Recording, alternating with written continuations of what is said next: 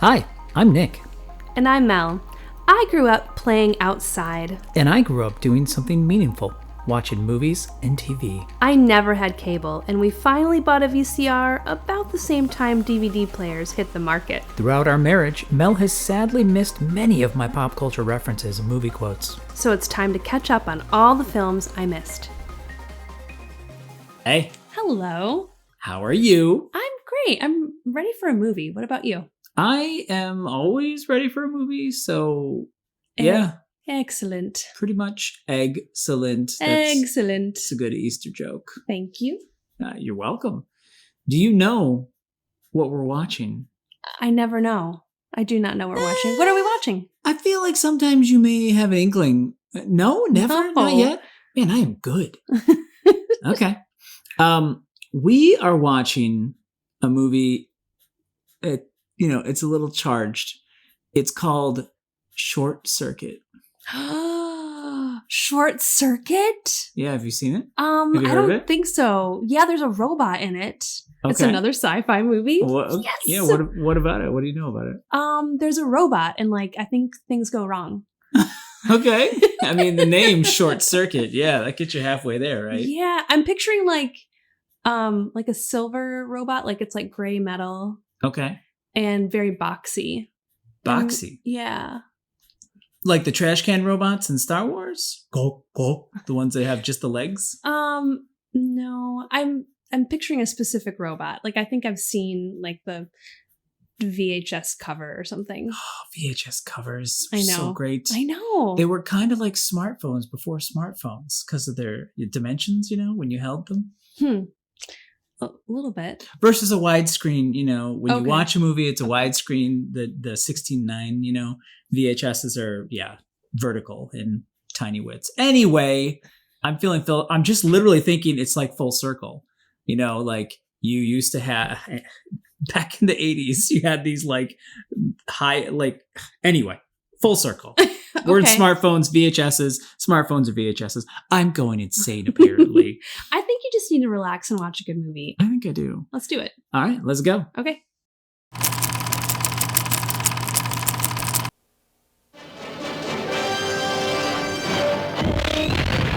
It's the ultimate soldier. It doesn't get happy, it doesn't get sad, it doesn't laugh at your jokes. It is quite simply the most sophisticated robot on Earth.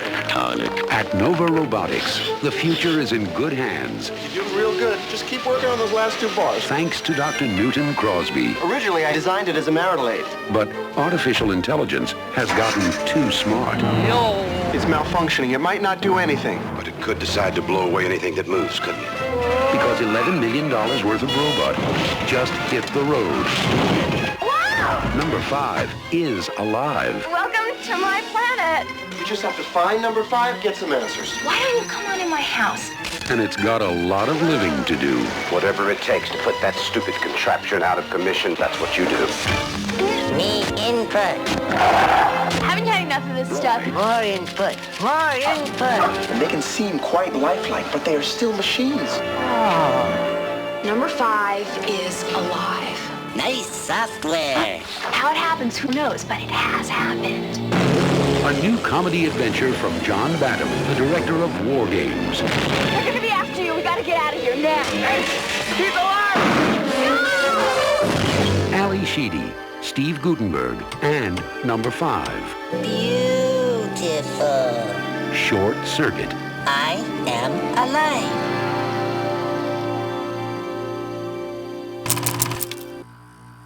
Number 5 alive. Yeah. I was in love with that movie before anything went on the screen. Uh-huh. There was like computer digital sounds and music. Yes. And then I was like, okay, this is it. This is amazing. I was all in.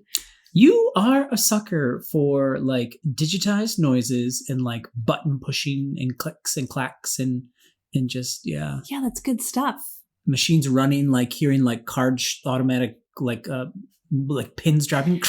Do you know what I would love to have in our house? What? A time clock that you punch in. Like this is totally like what you're talking about. Didn't they have one of those? We saw a time. Yeah, we've seen him in movies. It's part of the time. Yeah, that we're watching. Okay, but this movie, it had me from the moment it started. Mm-hmm. It was awesome. Yeah. The way you were introduced to the robots, I knew robots were coming. Yeah, obviously because of the nature of the title and stuff. Sure. But the way you were introduced to the robots was this like military test. There's all of these tanks coming down a hill. Yes. And it's like the snare drum. Just lots of snare drums. Yes. And something's happening and they're approaching these like little intensity. Yeah, right? And everyone's watching. Lots of movement, army stuff. And then there's like, I don't know what they're called. These little like bunkers. There's forts sandhill bunkers built out of sandbags. Yeah, they're bunkers. Okay. Yes. Or fort. You can call it a fort if you want to. I think more of like pillows when I think of pillow forts, or like wooden posts, like forts from the quote unquote olden times. Well, in these little bunkers, as you say. No, let's call it a fort. You really are doubling down on this. Let's call it a fort. Okay, cool. So behind the sandbags, there's like a little window. Okay. And peeping out of it is a robot. Sure it's is. Like, ah. Yeah. But they're deadly. These are deadly robots that have lasers. They're armed. They are cutting edge technology. Yeah. And they can cut a lime and make a gin and tonic for you. After the battlefield, they can also make a really mean gin and tonic. Yes, that's definitely one of the selling points. It was such, and then there was the pat laughter in that one after when they were doing that. The lasers, though, I love how the robot's eyes turn red. Yeah, so menacing. I know, so Cylon-y. Mm-hmm. I know you're always looking out for a good Cylon. So how do you feel now that you watch this one? You happy? Yeah, I am. You made a comment that this was a movie that I should have seen when I was a kid. Totally, yes. So I feel like I have fulfilled my kid destiny now by finally seeing it. Yeah. You know, like a piece of my childhood has been put in place. Totally. Like connects in different robot toys were so huge in the 80s. Transformers, obviously, were huge in the 80s. More than meets the eye. Exactly. Mm-hmm. That's not the right melody, but the words are right. So, thanks. Have you seen the Transformers, the movie? The movie? I feel like you showed it to me at some point in our marriage. Did I make you watch it? You need to see this. I love that movie. That movie's amazing. The animated, yes, Transformers movie. Okay. I don't know that we've seen it. I don't know. I may need to add it to the list just because I need to make sure you see conversation. it. Yeah. Yeah. Okay. Anyway, robots were huge. This movie was obviously a huge fun robot romp. Rock'em Sock'em Robots, also huge in the 80s. I remember those commercials and the kids screaming at each other. You remember those? No, I don't. Oh, it's like a little boxing ring. It's a little square, and then you like just have two little controllers, and there's like little robots that punch each other, and then one of their heads pops up. Yeah, I knew what they were, but I didn't realize that was like our childhood. Oh yeah, I thought that was older. Or something. No, that was totally our childhood. Unless they had an earlier version, but I pretty vividly remember it from seeing that on the rotation of the different commercials. Okay. But anyway, I'm super happy that you were able to fulfill your destiny of childhood. Yes. Now, as an adult watching this, how there was a lot in this movie that I do not remember, like as a kid having seen it. Because I think the last time I saw this, I was a kid, if I remember right. Mm-hmm. I was definitely under 20, if not under 10. Depending. Wow. And I don't even remember if I saw it on cable or if I saw it on like a, TBS type thing where they edited it for TV, etc.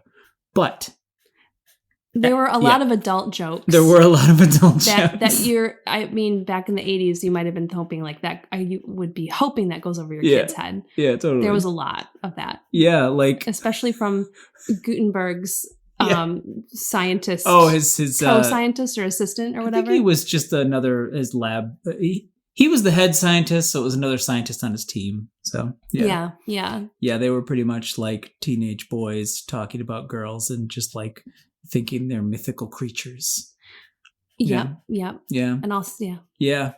Man, the other thing that really struck me about this film was on this viewing, like watching it as an adult. As an adult, mm-hmm. Yes. Was like how casual it was about the relationship of Ally Sheedy with her ex-boyfriend. He's basically like harassing her and kind of stalking her. Yeah. And trying to steal things like her animals. And it was just such a casual, like, he's a jerk, whatever. But viewed as an adult, it's just a completely different context. Like, Allie, you are walking around with a baseball bat because you know he's coming around. Yes. Like, that's a red flag right there. Yes. Or the fact that he was trying to steal your dog to sell it to the lab. The science lab? It was like an experiment. Like Mabel, whatever it was, just the local lab that was going to test on animals and pay you money for the animal. Different times. More weird things from the 80s. More weird things.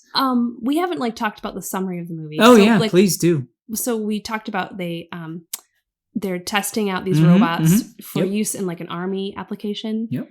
And during they're showing everyone how to do it, like the display of. You mean like the demo? Yeah, thank you. That's the word I was looking for. Yeah, they were doing like a demo. demonstration.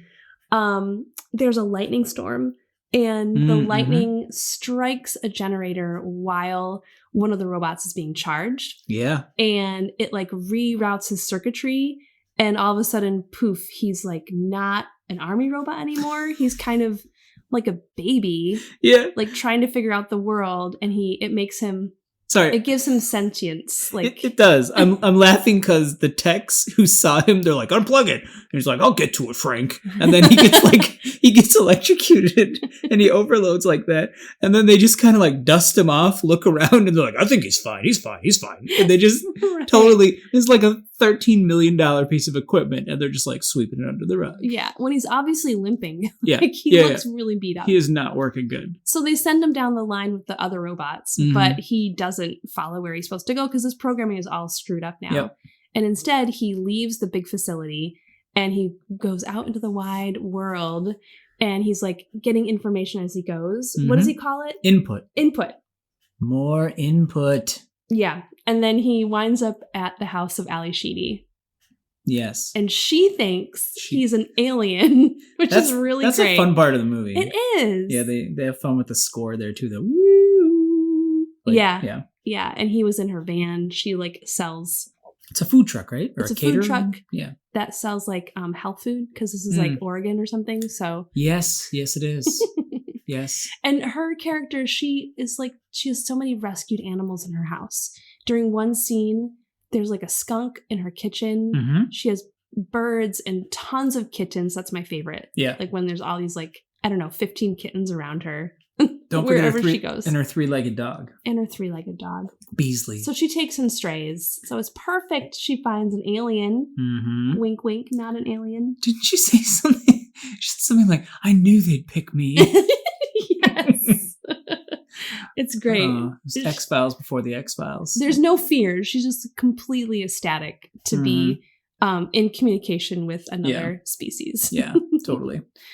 So he just starts sucking in all the information he can, reading all the books. Right, watching TV. Yep.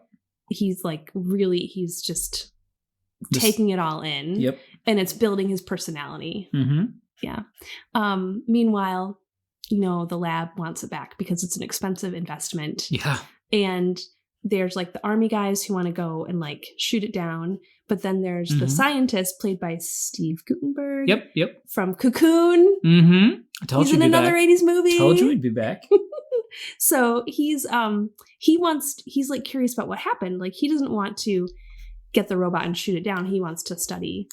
Well, he just wants it back as his robot. Yeah, pretty much. He doesn't want them to destroy his work. He doesn't know that it's sentient yet. And so he just kind of wants, it's a race, but a race to get it done first. Yeah. That's the problem. There's too much racing. There's a lot of racing. There's a lot of car chases, and that the plot kind of unravels a little bit, where there's a lot of kind of the same problem, just continually running away, and it gets a little tiring at the end. Yeah. Although as a kid, I wouldn't have probably thought of that. As a kid, it was just amusing to see a robot driving a truck.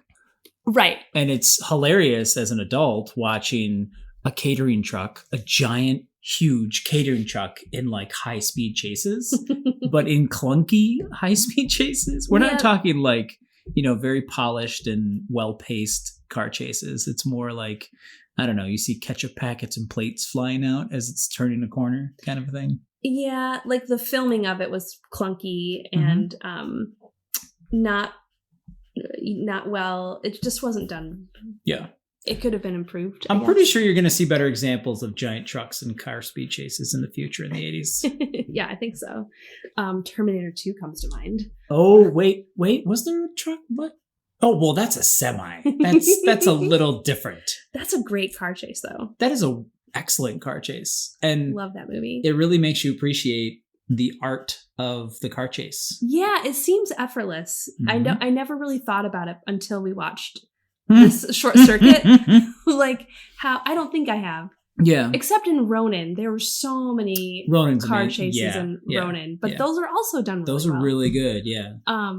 But this one made me realize, like, it can be done. Mm-hmm. It is, you have to put a lot of thought into it, I'm sure. I mean, it's like anything else. It's a skill. It's like comedies. Everybody thinks comedy is so easy, but then you try to do it. It can be quite difficult to be funny. So one thing about this movie that was really, really good was the puppetry of like the robot. Oh yeah, totally. And especially like Ally Sheedy and her acting with it. Mm-hmm. She, at first I was like, she almost seems like she's overacting because she's loud and she yells at the robot a lot. She yells at everybody in her defense. That's true. Her character's defense. She yells at like every character in the movie. That's true. Except her neighbor. No, she even yells at her, but in a good way. But yeah. Mm-hmm. Yeah, that's true. Well, she, I was just thinking like during the movie, like she had to overact to like make the robot come alive. Mm-hmm. Like there's a scene where she's dancing with the robot. Yeah. To what's his name? John Travolta.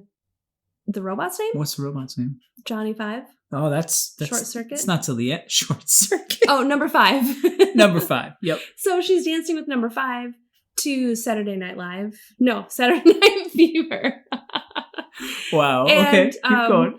I was just watching it like she really has to like act for both of them because it's her reaction and her overacting that makes him seem like she's responding to his, you know what I mean? So if she had to do that, and it really does make him seem alive. This is one of the movies where the intricacies of the practical effects and puppetry, I think it's worth it to watch it just for that. Yeah, the puppetry was amazing. It's pretty rare to have stuff like that nowadays. There's a couple like filmmakers who really enjoy that, and they'll like do like throwback type film development work and have practical effects like that. But the intricacies of the robot were really cool. Actually, it's making me think of Grogu because there's so many moving parts, right? He's practical, yep. Mm-hmm. So, like for number 5, he has like a visor that moves up and down, and his eyes can go side to side, and his eyes can go in and out too. Yeah, and he's got the what are those? The aperture? Apertures. Thank you. Yes. Yeah, not to mention his arms and legs and his tread. His mouth, that thing like would do like different colors for what kind of talking he was doing. Yeah. Yeah, he was a really cool robot. Yeah. Yeah.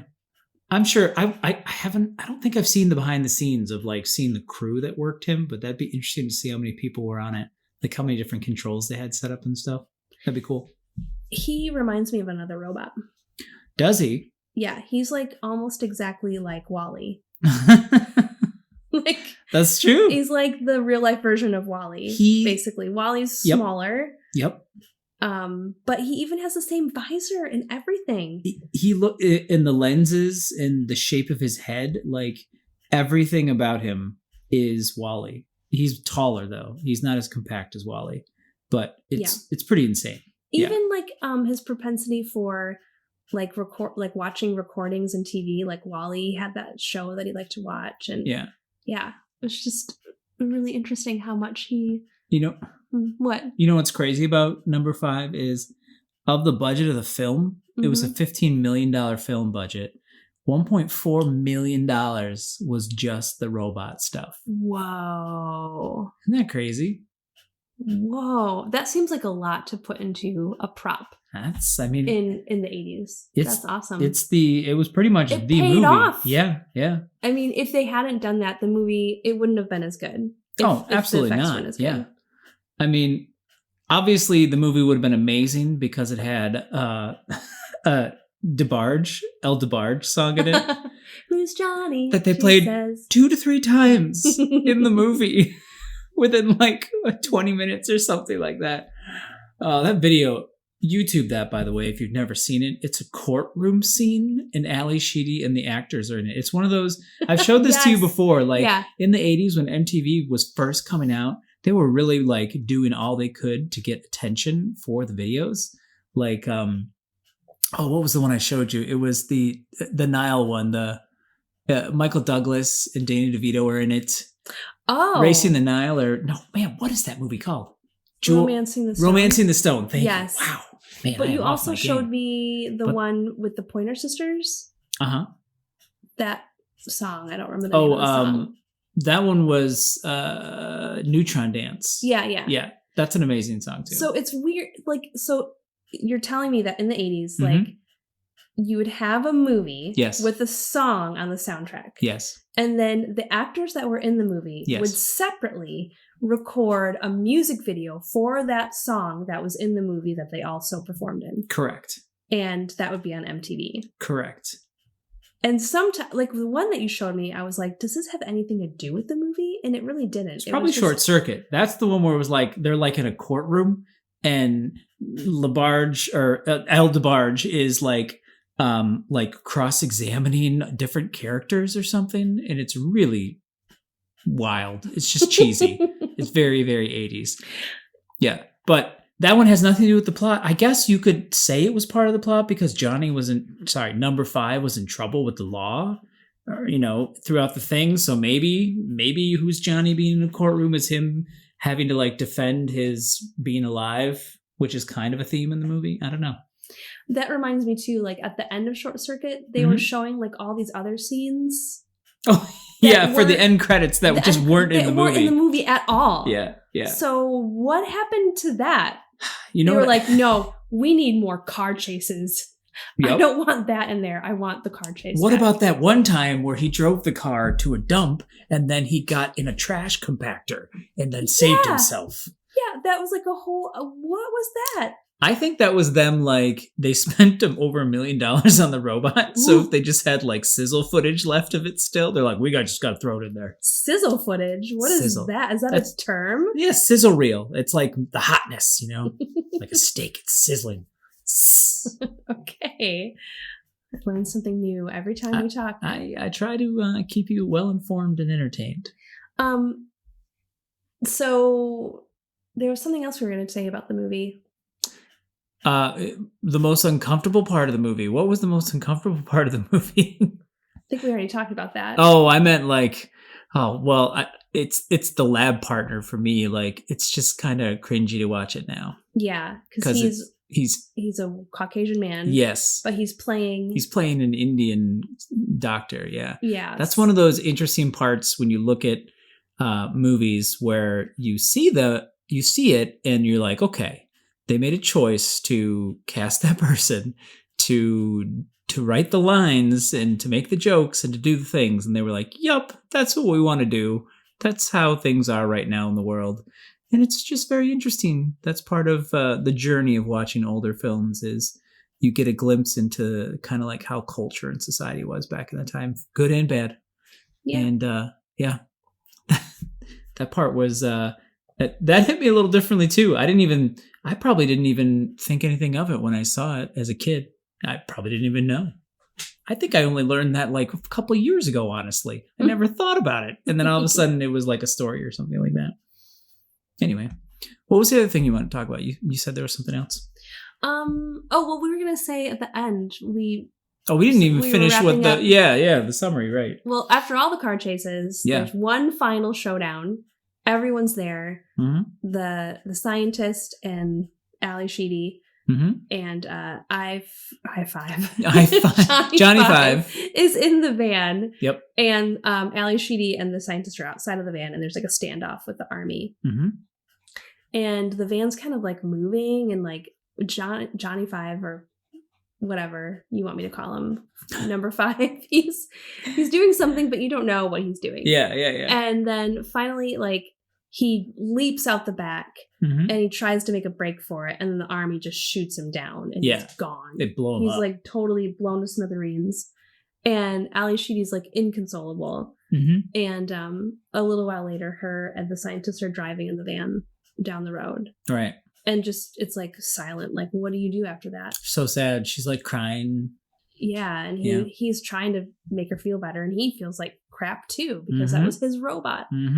And they're kind of talking a little bit. And then all of a sudden, Johnny's voice comes from the back. And he says something like, I don't know, like, I'm still here or whatever. Yeah. He's like, why is everybody so sad? Yeah. And he was hiding underneath the van, which, how is that possible? You have to really stretch your imagination. He retrofits every vehicle he's in. He tears seats out. You see it multiple times. It's a running gag. So obviously he just used his laser, which has the accuracy to blow up a tank, blow up a boat, or shoot a belt buckle and heels off of boots. Yeah.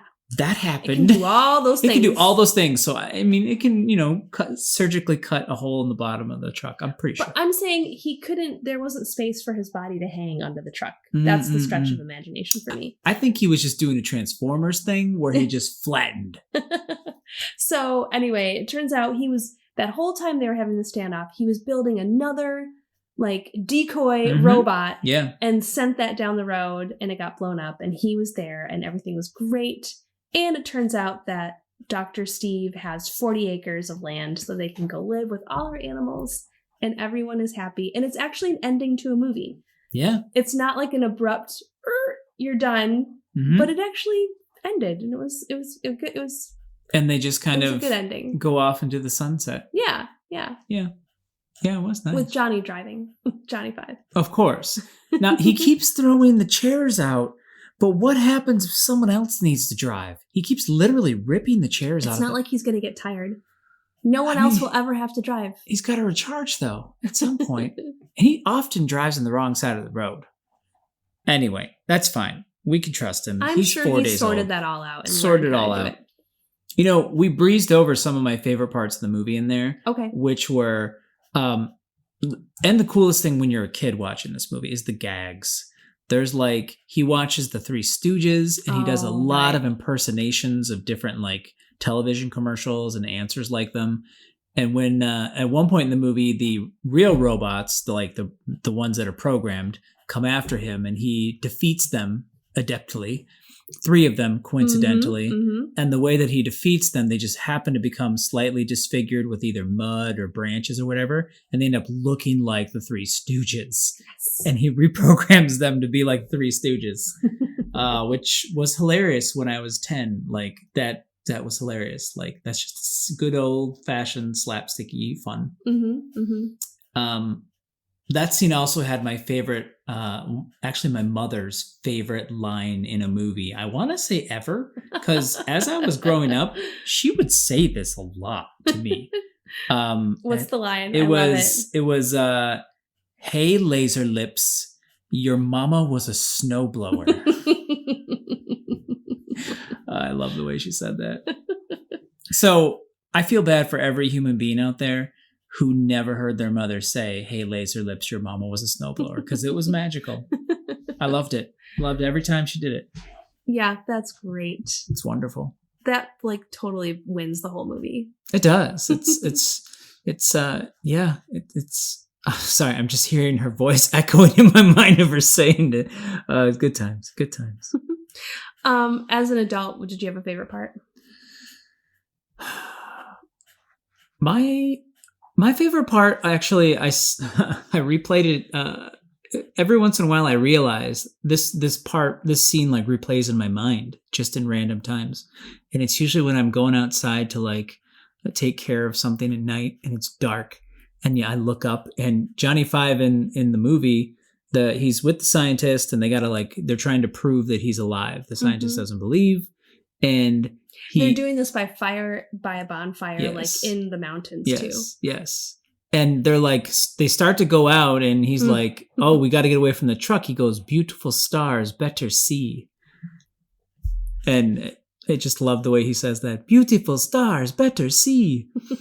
And it amuses the scientist that he has that kind of language. And Ally Sheedy yells at him because She's like, that's how he talks. That's how he talks. He's 4 days old. Give him a break.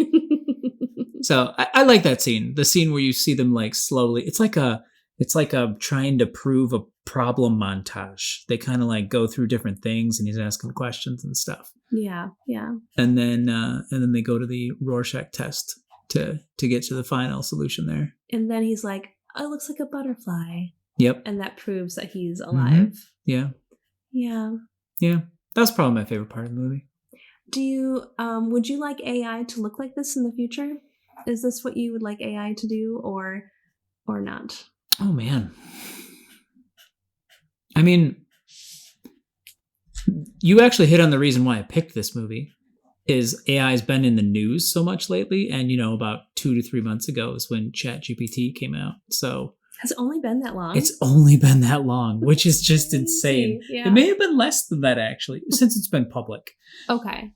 So when you started hearing about it in the news and everything, do I want AI to be like Johnny Five? I would sure prefer it be like Johnny Five versus the alternative, like versus like Skynet and Terminator. I would definitely prefer Johnny Five. There's a little bit though where his like childishness would wear on you, and like then how helpful would it be? Because like in the beginning when he's in Ally Sheedy's house, he's like curious about things and wanting input, so he's dumping pots onto the floor. Yeah. And he's like just totally trashing everything. So that's, I don't necessarily think Johnny Five is helpful, honestly. Like he is basically he can drive. That's true. If you just, I guess if you follow him through the arc and keep going, it'd be a heavy investment. Like, think about it. Like most of the time you buy a toaster or an oven and it out of the box does the thing you want it to do. But if this were the protocol, they have to like shoot lightning into a generator. They hit a machine to make it do the thing. That's and then teach it, have it like just organically learn everything like that. That'd be an interesting thing to try and process. But anyway, I'm getting lost in the details. He's not particularly helpful. He's just like having another human. Frankly, I want a robot to do stuff that like humans can't do. Just saying. Yeah, or like do things that humans don't want to do. True. Like if Johnny Five was happy driving cars, then that's actually one of the scary things people don't like is self-driving cars because of the industry and it takes over jobs and all that fun stuff. But maybe you could be like, your job would become to just maintain the robot. So then all the wages it makes, you earn those or something to help offset. Yeah, there's this restaurant that has 3 servers now that are robots. Yeah. And the owner of the restaurant says that it actually like frees up the servers' time, the human servers' time, so they can spend more time with the customers and, in turn maybe get bigger tips and something like that. It's just like washing machines. People were like, well, what am I going to do with all my time if I didn't have to spend 6 hours doing laundry every day? You find stuff. There's always going to be something else to do. I think that's different than that, but I see your point, I guess. It is definitely different, but my point is that if you had the time, then you could spend your time doing other things. Like if it was able to complete a task that takes you 30 minutes, you do it and it does it in 10, then it opens you up to do things more creatively and spend your time in a different way. Just kind of a cool concept. I wonder if Johnny Five ever gets to that point. Is there a Short Circuit 2 where he learns and like there's more helpfulness? There is a Short Circuit 2. Oh my gosh, so, no. There is. There is. Oh my gosh. There is. And it's like... apparently I have to add it to the list because you look pretty pleased by this. No. I just want to see if he gets more useful. I remember what happens. Asking. And I kind of want you... There's still some cringy parts about it now that I think about it. But no surprise there. No surprise. But it actually, I remember it being quite funny, like from, again, when I was a kid. So maybe we'll have to, as the song at the end of the movie goes, come and follow me. If you designed a robot, What kind of robot would you design if you were a robot designer? What kind of robot? Mm-hmm. Not an evil one. Oh man. Okay. I would love a personal assistant robot that does all the scheduling, like doctor's appointments, like things like that. Make sure phone calls, like when you have to call the insurance company and you know you're going to be like on hold for a long time. I'd like a robot to just handle all of that stuff, like you said, and then that would free up time for other more wonderful things. That's a good one. I think we're going to have to go check out part 2 to see if Johnny Five learns how to do that. Well, all right. For some reason, I feel like he would not be able to make an appointment.